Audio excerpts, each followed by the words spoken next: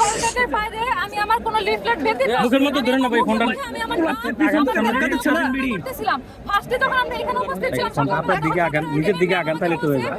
বাইরে যায় কথা বলতে তো আমি সারাদিন আর এখানে এই মাঠে আর আসি নাই। আমি আমার ভোট দিয়ে আমি এখান থেকে মাঠ থেকে সরে যাই, আমি গেটের বাইরে যাই, আমার কথা প্রচারণা করতেছিলাম।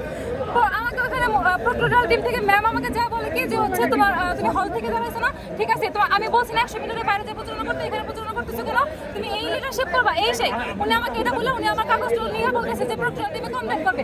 এখন আপনি যদি দেখেন এখন গেটের সামনে প্রচারণা করতেছে, আমি আর এখন গেটের সামনে প্রচারণা করতেছি তো আমি বলি ভোটের কেন্দ্র এখানে আমি এটা বলি আগে শেষ করতে দেন, আমারে শেষ করতে দেন। কি হয়েছে প্রথম থেকে আমাদের করতেছেন ভাই, আমাদের কাগজ আমাদের ইলেকট্রিক ডিভাইস দেওয়া নিষেধ, বাট কাগজ না নিষেধ না, আমাদের কাগজ আমরা ভোটও চাই নাই, এখানে আমাদের নিষেধ।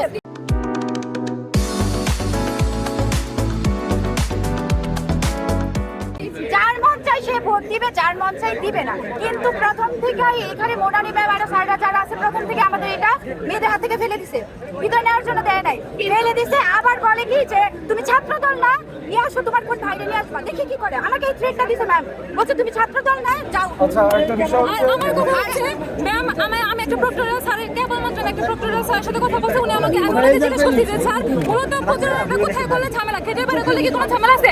স্যার আমাকে কেবল বলছেন না খেটের বাইরে তুমি করতে পারবা, যদি আমি খেটের বাইরে করতে পারি, যদি স্যার বলে থাকে তাহলে প্রক্টোরিয়াল টিমের ম্যাম আমাকে কেন বললো যে ওখান থেকে আমি করতেছি দেখে কোনো সমস্যা হতেছে, উনি আমার প্রার্থীতা বাতিল করবে। এখনো এই কেসের এই বুথের সামনে এখনো প্রচারণা করতেছে, এখনো করতেছে। আপনি ক্যামেরাটা ঘুরান দেখবেন যে এখনো প্রচারণা করতেছে, উনাদের প্রার্থীতা বাতিল হবে না। আমি খেটের বাইরে প্রচারণা করতেছি, কোনো আচরণ করতেছে না, এবং এর বলে ভোট চাই